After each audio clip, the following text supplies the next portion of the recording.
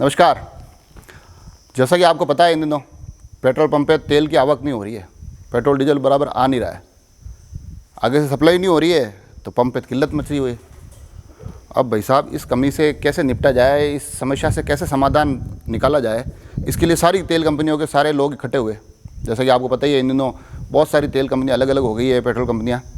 वो सारे लोग मिले और उन्होंने कहा कि यार इसका समाधान कैसे करें। तो कुछ विशेषज्ञ भी थे, उन्होंने कहा एक काम करें, सरकार अगर तेल नहीं दे पा रही ना, तेल अपन और कहीं से भी निकाल सकते हैं, ये तेल और किसी का भी निचोड़ा जा सकता है। दूसरों ने कहा यार ये कैसे हो सकता है। तो उन्होंने कहा अगर सरकार तेल नहीं दे पाएगी ना, आगे से तेल की आपूर्ति नहीं होगी ना, हम आम जनता का तेल निकाल सकते हैं। आइडिया थोड़ा थोड़ा सबके समझ में आ रहा था। समझ में इसलिए जल्दी आ जाता है क्योंकि इस देश में आज़ादी के बाद से लगातार आम आदमी का ही सबसे ज़्यादा तेल निचोड़ा गया है, उसी का तेल सबसे ज़्यादा निकाला गया है। तो आइडिया तो समझ में आ गया, पर उनको लगा यार कोई विरोध ना कर दे, आम लोग नाराज़ ना हो जाए। नाराज़गी के बाद फिर एक दो लोग बोले कि अरे कोई नाराज़ नहीं होगा, इस देश में अलग अलग मुद्दों पर अलग अलग तरीके से आम आदमी का तेल निकाला गया है, निचोड़ा गया है।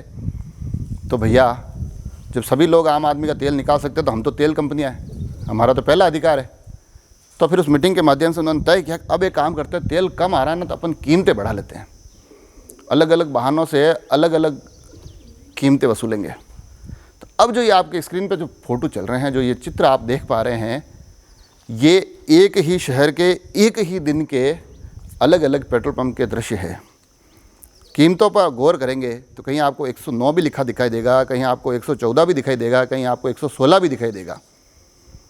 और जब आप उनसे पूछेंगे ना, तो वहाँ फिर आपको अलग अलग बातें सुनाई देगी, क्योंकि उस मीटिंग से फिर बातें निकल के आई ना। तो अब डायरेक्ट तो कैसे कहते हैं कि भैया हम तो तुम्हारा तेल निकाल रहे हैं।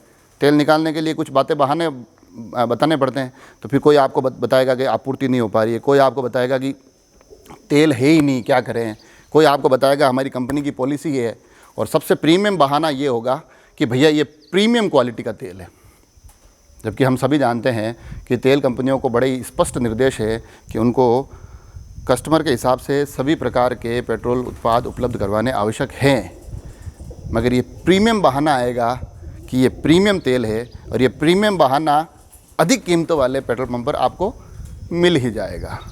तो अब ये अलग अलग तरीक़ों से लोगों को लूटने के जो प्रीमियम बहाने, प्रीमियम तरीके निकाले हैं, उन सभी को देखने के बाद, उन सभी को परखने के बाद, और जनता के इस प्रकार से तेल को निचोड़ते हुए देखने के बाद पीड़ा होती है इस बात की कि जो तमाम, चाहे राज्य सरकार हो जो बार बार कहती है केंद्र ने तेल के रेट बढ़ा दिए, केंद्र सरकार कहती है हमने तो भैया ड्यूटी कम कर दी है, अब राज्य सरकार कम करे, ये तमाम जब लड़ाइयाँ चलती रहती है।